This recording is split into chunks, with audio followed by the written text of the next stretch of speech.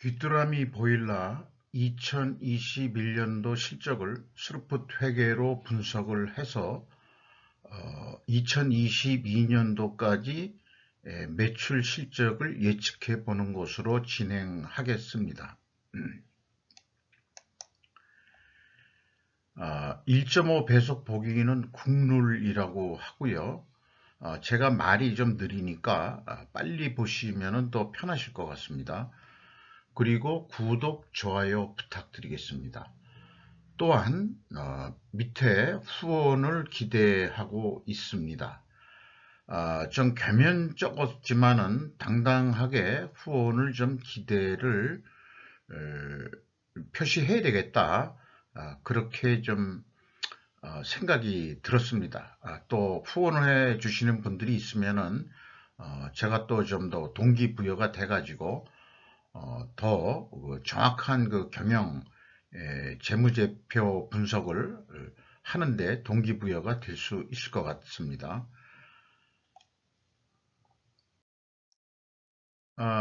비상장 회사에서 저도 그 검색을 해 봤는데요. 뭐 제가 이 제공해 드리는 그 스루풋 손익 분석은 원가 회계하고 차별화된 정보를 제공한다고 자부를 하고 있습니다. 그리고 그 귀뚜라미 홀딩스, 그 귀뚜라미의 그 지주, 그 최대 지주인 귀뚜라미 홀딩스의 내용을 검색해 보니까 나이스 평가 정보, 한국 평가 데이터 기업 분석 보고서, 나이스 DNB 기업 분석 보고서, 이런 그 기관들이 모두 유료로 제공을 하고 있습니다. 근데 뭐 까놓고 얘기해서 스카이 홀딩스가 유튜브를 시작한 지 이제 한 달 반 정도 돼가는 것 같은데요. 뭐 무료로 그 하고 있는 거는 현실이고요. 여러분들의 오로지 그 후원에 기대는 그런 마음입니다. 제공 그 검색된 내용 중에서는 TBC하고 TBC가 나노캠이 최대 주주였는데 귀뚜라미 홀딩스로 최대 주주를 변경했다 하는 2019년 11월 25일 머니투데이 뉴스가 검색이 됐고요. 그 다음에 이 감사보고서 말미에 연초에 2022년도 1월 1일 그것도 충청남도 아산시 탕정면에 있는 공장에서 화재가 발생해 주요 유형자산 및 재고자산이 손실되었다. 그래서 이게 상장 기업이 아니니까 분기보고서도 안 나오고요. 결국은 그 재고 손실이 얼마인지는 2022년도 감사보고서가 나오는 2023년이나 3월 달이나 3월 말경에나 알 수 있게 되는 내용이거든요. 귀뚜라미가 좀 상장 기업이 됐으면 좋겠습니다만은 그리고 또 이런 내용이 또 검색이 됩니다. 그 귀뚜라미 홀딩스 산하에 계열사들이 상당히 많은데 귀뚜라미가 있고요. 귀뚜라미 범양냉방. 요거를 보고서 저는 깜짝 놀랐습니다. 이 범양냉방하고도 제가 그 조직에 있을 때 거래를 했었는데 이 범양냉방을 먹었네요. 귀뚜라미가. 신성 엔지니어링도 이름을 많이 들어본 기업이고요. 센츄리도 그렇고 또 귀뚜라미 에너지 등이 아마 이게 도시가스 뭐 이런 거 좀 파는 데 아니겠느냐. 도시가스 업체를 몇 군데 분석을 했습니다만은 아무리 봐 요거 귀뚜라미 에너지도 그 비상장이지만은 아마 그 추적을 하면은 그 테리토리 그 판매 영역 지역이 일본말로 나아발이라고 그럽니다. 대구나 이런 지역일 것 같아요. 그 내용을 봐서는. 왜냐 그러면은 이 TBC라고 옛날에 그 요즘은 뭐 JTBC가 있지만은 옛날에 그 동양방송이죠. 전두환 정권 때 그 이거를 뺏겨가지고 지금 KBS2가 그 옛날 TBC였습니다.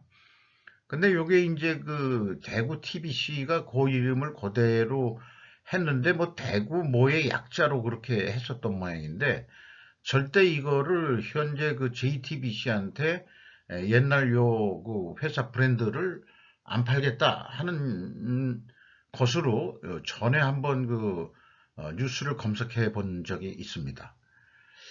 요 내용은 뭐 어떤 그 개인이 쓴 그 내용을 발췌해서 가져와 본 것입니다. 그리고 그 대중 언론 매체에서 나온 얘기 중에서 최근에 그 따끈따끈하게 나온 거는 2022년도 3월 29일자 뉴스인데요. 그 한경에서 뭐 취재를 한 모양인데 최진민 귀뚜라미 그룹 회장 인터뷰 해가지고 이분이 아마 그 최진민 씨 같습니다. 그러니까 그렇게 사진이 나왔겠죠. 저보다는 연만하신 분 같은데 그리고 이제 그 기자는 한경에서 국내 원전 냉각기 시장 원톱이고 삼성 반도체 공장 공조설비 1위고 5년 내 매출 3조로 끌어올릴 것이고 올 초 아산 공장 화재가 전화위복이 됐다. 스마트 공장으로 변신을 해서 생산 속도가 4배가 올랐다. 이런 뉴스를 보면서 기자들은 이게 혼자 그 기사를 나는 쓰는 거를 요즘에 그 조금 지양해야 되지 않느냐 이런 생각을 합니다. 왜 그러냐 그러면은 외국 뉴스들을 보면은 한 사람이 쓴 것도 있지만은 뭐 여러 가지 전문적인 의견이 들어가는 것은 기초 작성자가 있고 검토자가 있고 또 이렇게 해서 다 그 관여한 사람들이 기자명들을 이렇게 열거를 하더라고요. 그런 뉴스들을 볼 때, 이 사람들이 그 뉴스를 신중하게 내는구나. 이런 생각을 갖게 됩니다. 그래서, 이거는 완전히 그 귀뚜라미 그 선전해주는 그런 인터뷰 기사죠. 그러니까는 이게 돈 바꾸고 선전해주는 거냐? 이런 생각도 들어가게 됩니다. 솔직히. 아니면 아닐지도 모르지만요. 순수하게. 그래서 귀뚜라미가 좀 그 보일러 계통에서는 좀 약자일 것 같은데 딱이나 그런 것 같지는 않습니다. 그러니까 경동 나비엔하고 비교를 해보려고 지금 분석을 시도한 거거든요. 그래서 진행을 해보도록 하겠습니다. 매출액이 3,250억 원으로서 전년보다 15.5% 증가를 했습니다. 그런데 그 매출 재료비는 덜 증가해서 12%가 증가해서 스루풋은 21.5%가 증가를 했습니다. 스루풋율은 39.8%로요. 2% 상승했습니다. 운영비용은 27.8%나 증가를 했습니다. 크게 증가를 했네요. 판매관리 비율이 그 운영비용 대비 57.8%로 3.1% 하락했습니다. TOE 생산성은 1.09로서 0.06포인트가 하락을 했습니다. 이것이 이제 운영 비용이 크게 증가한 것이 원인이 되겠습니다. 뭐 때문에 운영 비용이 그렇게 크게 증가했는지 그것도 계속해서 점검해 나가 보도록 하죠. 그리고 영업이익은 원가회계 영업이익보다 14억 원이 적은 금액입니다. 이것은 가공비 배부 재고 자산이 증가했기 때문입니다. 재고 자산 명세인데요. 이것을 딱 보면서 느낀 게 경동 나비엔을 먼저 분석을 했습니다만은 경동 나비엔은 제공품이 없고 대신 반제품이 있었습니다. 그러면 그 반제품이 제공품인가 이렇게 생각도 해봤는데 재고자산 그 회계 투명성 검증에서 그것도 아닌 거로 나오거든요. 그래서 이 제공품을 평가해가지고 이렇게 공시한다는 것 자체는 경동 나비엔보다는 신뢰가 간다. 저는 일단 그렇게 생각이 들었습니다. 그래서 WCAI가 69억 원, 70억 원이 증가를 했습니다. 전체 재고는 134억 원이 증가를 했습니다. 그리고 슬픈 영업이익 검증은 항상 하는데 기업 분석 내용 할 때는 이거를 잘 제가 표시는 안 하거든요. 그런데 스루프 퇴계 쪽에서 차이난 영업이익이 그럼 정확하냐 누가 이렇게 물어본다면 확실히 근거 있게 얘기를 하는 거죠. 슬픈 영업이익은 103억 원이고 원가회계 영업이익은 117억 원인데 차이가 14억 원이다. 그러면은 그것은 어떻게 검증을 하느냐 그러면 가공비 배부 재고 자산의 증가액이 있습니다. 거기에다가 가공 비율을 곱해버리면은 그 차이하고 일치함이 나타납니다. 그러니까 스르프 손익을 계산한 매출 재료비는 과학적인 방법으로 증명이 된다. 이렇게 말씀드릴 수 있겠습니다. 그래서 원가 회계의 문제를 다시 한번 강조해서 말씀드리면은 원가 회계의 문제는 가공비를 배부해서 재고 자산이 증가하면은 재고 이익이 있다는 것이다. 결국 이것은 안 팔려도 이익으로 산출하는 게 문제인 것입니다. 그래서 스루프수로 분석을 해드리고 있는 거죠. 비용의 성격적 분류 내용은 비상장 기업에서는 이게 의무사항이 아닙니다. 그래서 실질적으로 이게 작성하기는 매우 어려운데 제가 역산으로 해가지고 가공 비율만 있으면은 이걸 다 그 역산으로 풀어낼 수가 있습니다. 그래서 우선 풀어낸 결과를 말씀드리면은 재고자산의 변동은 이제 제 기준으로 하니까 WCAI 기준의 증가액을 여기 넣는 거고요. 재고가 증가할 경우에는 비성분 쪽에서는 마이너스로 표시를 합니다. 그리고 원재료의 사용액을 어떻게 산출했냐 그러면 여기 MC 매출원가 재료비를 산출한 다음에 상품 매출원가가 또 감사보고서에 나와 있습니다. 요걸 빼고 그 다음에 재고자산 변동을 빼면 원재료의 사용액이 나오게 돼 있습니다. 그래서 전체적으로 매출원가 재료비가 9.9%가 증가를 했습니다. 운영비용은 27.8%나 크게 증가를 했지요. 이미 말씀드린 대로. 그런데 무슨 운영비용이 증가했느냐? 이게 비상장 기업에서는 비성분 내용을 공개를 안 해가지고 계정 비목별로 뭐가 크게 증가했는지 인건비도 사실 알 수가 없습니다. 판매관리비에 나와 있는 급여는 본사 소수의 직원들에 대한 급여이기 때문에 전체 평균 임금을 산출할 수도 없고요. 그런 한계가 있습니다. 그래서 뭔 운영 비용이 늘었는지는 솔직히 그 구체적인 내용은 감사 보고서만으로는 알 수는 없겠습니다. 가공 비율은요, 알 수가 없어가지고, 이럴 경우에는 이제 동종 업체의 가공 비율을 가정합니다. 요게 경동 보일러의 비율이거든요. 그거를 일단 그대로 가져왔습니다. 보통 조립산업인 경우에는 가공 비율이 50% 정도 되고요. 건설업에서는 가공 비율이라고 표현하지 않고 그냥 현장 운영 비용이라고 표현하는데 그 가공 비율이 건설업은 한 70% 이상입니다. 업종마다 가공비가 좀 다양하지만은 그러나 이제 크게 봐서 업종별로 볼 때는 어떤 제품을 생산한다 그러면은 독특한 어떤 생산 공정, 특별한 생산 공정이 다르지 않고서는 일반적으로 유사하게 나타난다. 이렇게 볼 수 있겠습니다. 그래서 20%를 적용해서 총 제조 비용을 먼저 산출한 다음에 20%를 곱해서 가공비를 산출하는 거죠. 그러면 가공비에서 판매관리비를 더하면은 그게 운영비용이 되는 것입니다. 앞장에 나와 있는. 그래서 운영비용을 산출했던 것입니다.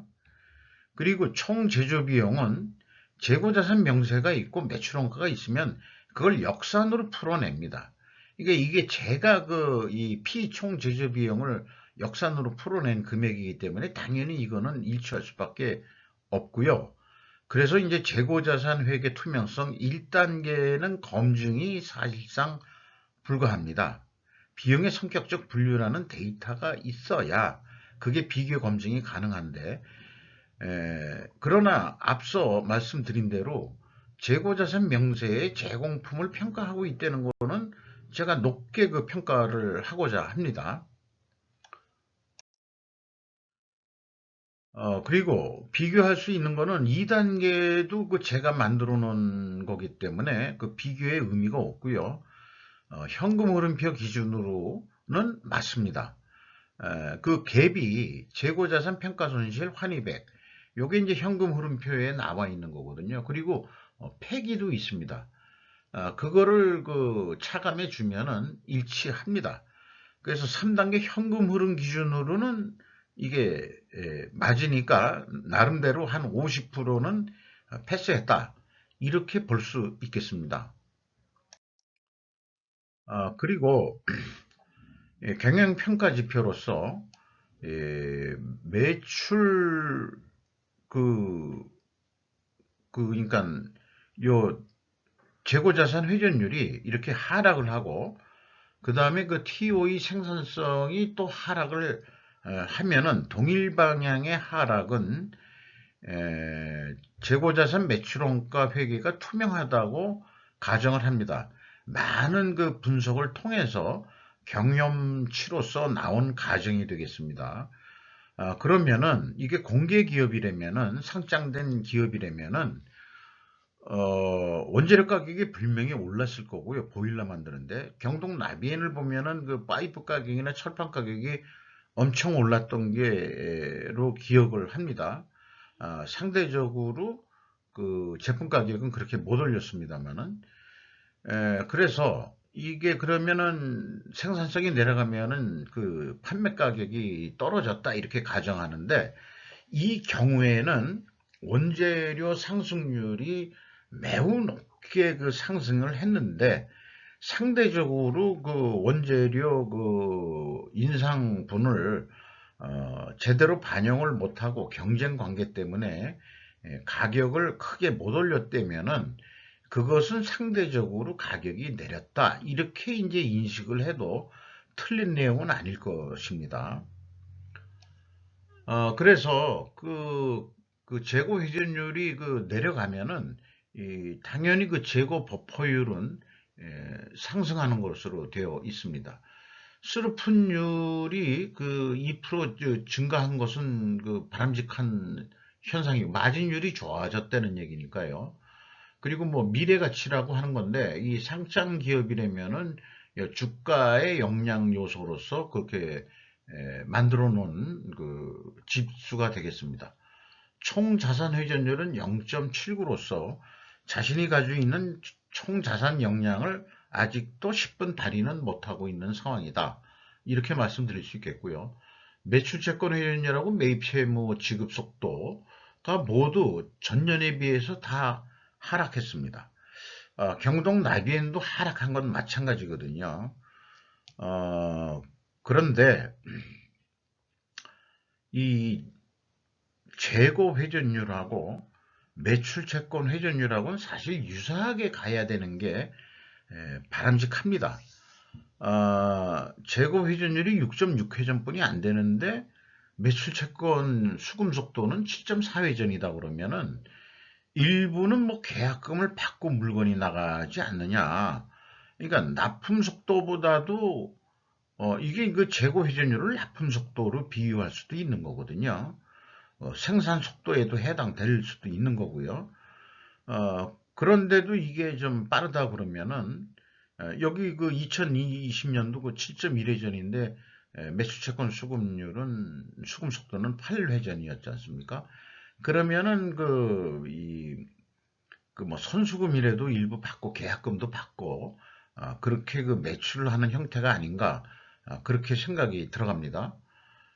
그리고 매입 채무 회전율에 대해서 대금 지급 속도가 늦어진 것은 결코 기업한테 바람직하지 않은 현상이고 납품 협력업체한테 악영향을 미치는 그런 것이다. 그래가지고 뭐 팬데믹 이후에 여러 가지 상황들이 안 좋아져서 그런지 모르지만은 대부분 뭐 그 보일러 제조 메이커 자체가 직접 각 소비자들을 상대하는 게 아니고 아무래도 서비스 센터나 대리점 등을 통해서 공급이 되기 때문에 그렇게 수급률도 좀 안 좋아진 거 아닌가 이렇게 생각을 합니다. 현금 재무지표로서요. 캐펙스, 비유동 자산 자본적 투자는 239억 원을 투자했습니다. 그리고 그 종속 및 관계기업 비율은 9.4%로 크게 증가를 했는데요.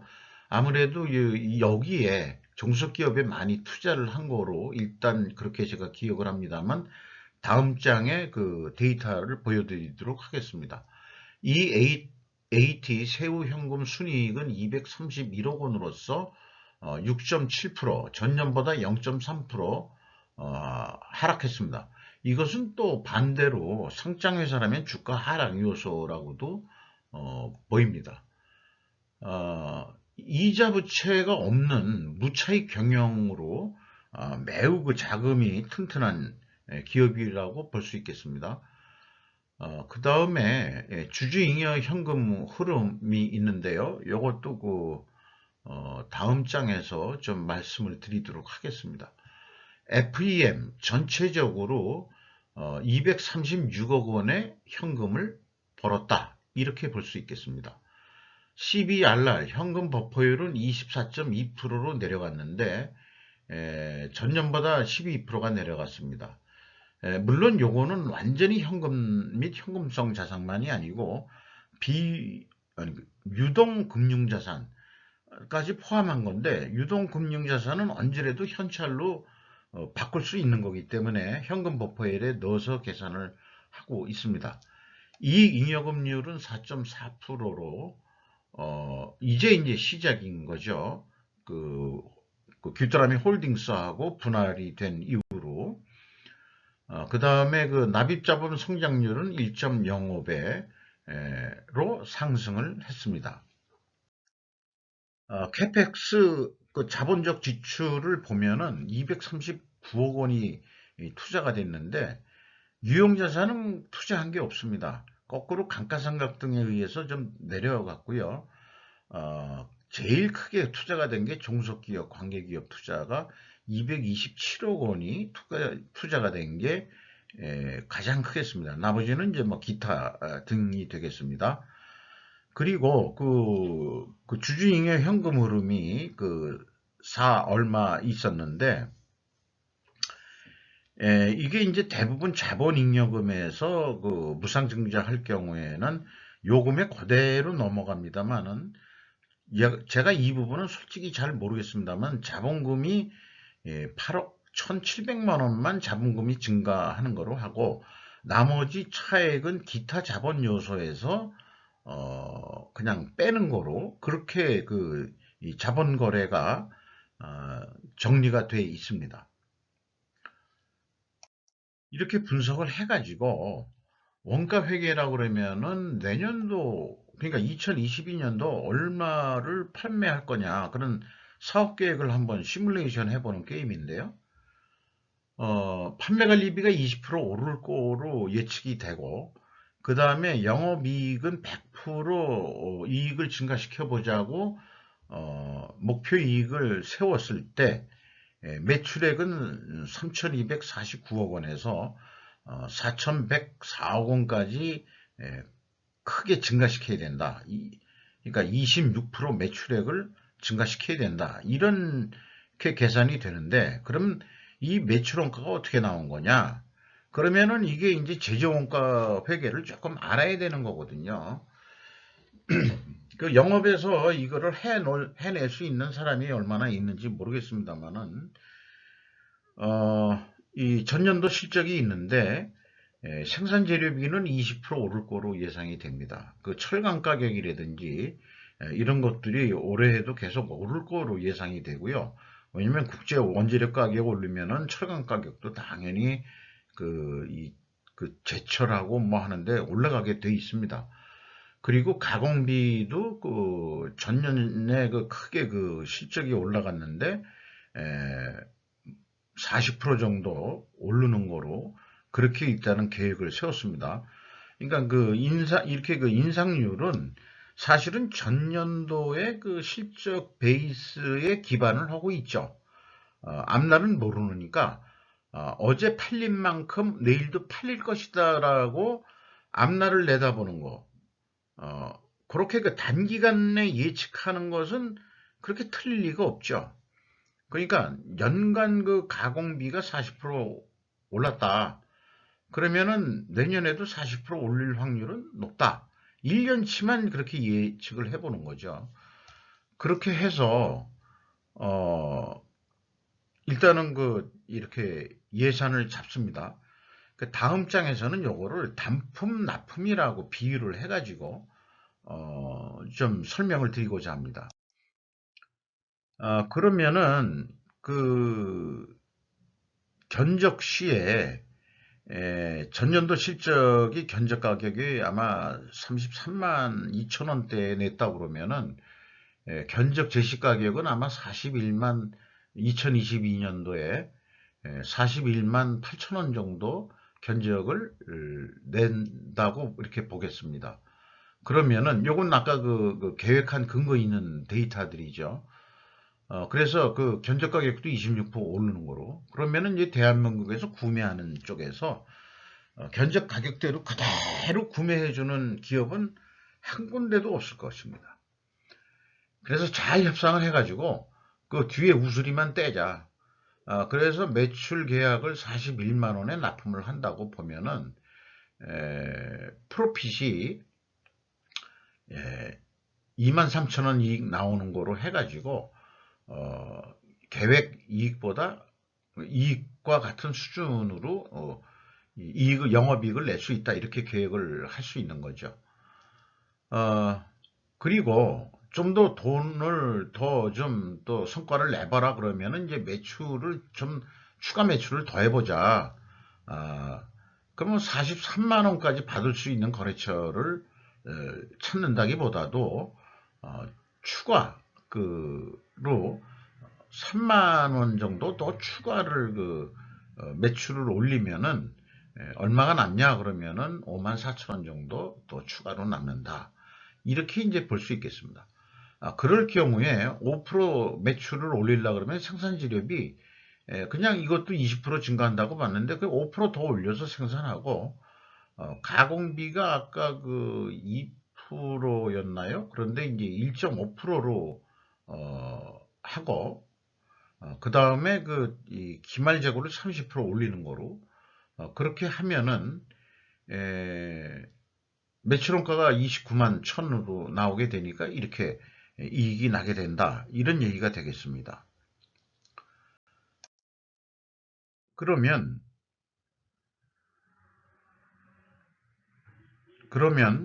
스루프 회계 쪽에서는 어떻게 그 계획을 하면 되겠느냐? 그러면은 영업에서는 매출 재료비가 20% 오를 것 같다. 원재료 가격이. 그러면 매출액도 20%만 올리면 된다. 이렇게 단순 무식하게 해도 그렇게 과히 틀리지는 않는 거다. 제 얘기는 그런 얘기를 하는 거고요. 여기 그 스루픈율하고 그다음에 재고 회전율은 그대로 전년 실적 그대로 두고 이렇게 예측을 하는 거죠. 그러면은 실질적으로 예측을 해 보면은 재료비가 20% 오르고요. 가공비가 40% 오르고 그 다음에 판매 관리비가 20% 오른다면은 그리고 목표이익 100% 올린다고 하면은 매출액은 40만 8천 원대가 나온다. 그러면은 원가 회계에서 계산한 거는 41만 원으로 계약을 하는 것으로 했는데 스루풋으로 하면은 40만 원에 판매해도 됩니다라고 위에다가 보고할 수 있다 이런 얘기죠. 그러면은 아마 경쟁업체하고 보다 유리하게 해도 돈은 계획한 대로는 아니지만은 12,300원 꼴은 남는다. 우선은 이렇게 얘기가 될 수 있습니다. 그러면 판매 가격 결정 후에 이익을 좀 더 내보자 그러면은 스루프 쪽에서의 전략은 딴 거 없습니다. 스루프율을 조금 더 올려서 판매 가격을 조금 더 올려 하는 방향으로 마진 좋은 거래처를 찾는 거죠. 그 다음에 그 재고 회전율이 6.6회전이었는데 8회전으로 증가시킨다. 그럴 경우에 예상 매출액은 45만 8천 원이 됩니다. 그러면 그때 이익은 5만 원의 이익을 낼 수 있다. 이렇게 되겠습니다. 가공비도 조금 영향을 받아서 오르고요. 판매 관리비도 판매 관리 비율만큼에서 올라가게 되어 있습니다.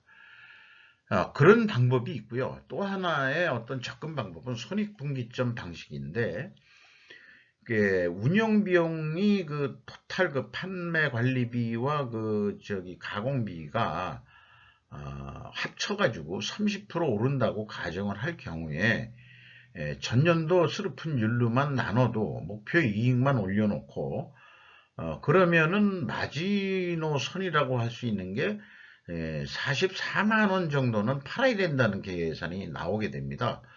이런 손익분기점 방식도 영업에서 채택해 볼 수 있는 방법이라고 저는 생각을 합니다. 그래서 최종적으로 이 귀뚜라미하고 경동나비엔을 그 분석하게 된 계기가 제가 그 집이 아파트가 오래돼서 가스보일러를 교체해야 될 시기가 아닌가 해서 이제 현재 그 설치되어 있는 거는 SK 가스거든요. 가스보일러. SK에서도 SK 어딘가 그 비공개 회사인지 거기에서도 아마 그 보일러가 나오는 거로 알고 있습니다만은 그래서 그 경동 나비엔하고 귀뚜라미 2021년도 거를 비교해 봤는데요. 경동 나비엔이 그 귀뚜라미보다 거의 3배 정도 매출액이 높습니다. 그리고 마진율도 더 좋네요. 그러니까 경동 나비엔이 귀뚜라미보다는 잘 나가는 기업인 것은 맞습니다. 그리고 그 현장 운영 비용도 있고요. 그 다음에 그 판관 비율이 그 또 경동나비엔이 조금 더 높고 아마 그 이 평균 임금도 더 높을 것 같은 기분이 들고요. 귀뚜라미가 그 평균 임금이 얼마인지 잘 모르겠습니다만은 그 공시된 그 어떤 그 감사 보고서에 그런 데이터는 공개를 안 하거든요. 그렇게 이제 그 판관 비율에서도 약간의 차이가 있지만은 서로 유사하게 나왔다. 그리고 생산성이 또 경동나비엔이 더 좋다. 그러면은 경동나비엔 거를 선택하는 게 바람직할까? 그런데 저의 판단 기준은 귀뚜라미도 뭐 이 약자라기보다는 여러 반개 회사들이 많아가지고 결코 작은 회사가 아니고 이 그 어디죠? 그 TBC 대구 방송만 제외하고서는 모든 기업들이 비상장이거든요. 귀뚜라미 홀딩스까지. 그러니까 비상장하는 이유는 상장해가지고 귀찮게 왜 하냐? 안 해도 우리 그 자금 모을 필요가 없다. 그렇게 해서 그냥 하면은 되는 거겠죠. 그래서 그 귀뚜라미 보일러 쪽은 아무래도 그 가스도 그 공급하는 그 대리점 역할도 무슨 다른 자회사가 할 것 같은데, 경동에너지가 그럴 것 같은데요. 그러나 이제 제 개인적인 견해로서는 재고자산 매출원가 회계 투명성이 높은 기업 제품을 선택할 것이다. 저는 제 기준은 그렇습니다. 왜냐하면 재고자산이나 매출원가를 투명하게 하지 않는 기업은 신뢰하지 않는 게 좋습니다. 근데 귀뚜라미가 회계 투명성이 증명이 됐느냐 하면은 감사보고서상으로 비용의 성격적 분류가 공개를 안 하고 있기 때문에 감사보고서에는 그런 의무가 없는 모양이에요. 상장 기업은 해야 되는 거고요. 그러니까 투명성 검증은 50%뿐이 제가 하진 못했습니다. 하지만은 경동 보일러에는 없는 제공품이 귀뚜라미에는 그거를 평가하고 있다는 얘기는 연말에 그 제공을 다 카운트 해가지고 제공 평가를 한다는 얘기죠. 그렇기 때문에 조금 더 신뢰가 갑니다. 귀뚜라미가. 그래서 저 같으면은 이제 뭐 집안에 그 의사결정권자는 제가 아니고 이제 우리 그 집안 살림하는 어부인이 되겠습니다만은, 그래도 합의를 해가지고 경동과 할래, 귀뚜라미 거 할래 하면은 이제 판단 기준이 없을 때 이제 저한테 이제 미루겠죠. 그러면은 귀뚜라미로 저는 결정을 할 것 같습니다. 금액상 약자라고 선택하는 게 아니고요. 아까 말씀드린 대로 재고자산 매출원가가 상대적으로 투명한 기업 것을 선택하겠다. 그런 기업의 어떤 전체적인 분위기가 대리점이나 다 그 조직원들을 통해서 영향을 미친다고 보기 때문입니다. 제 사고방식은 그렇습니다. 감사합니다.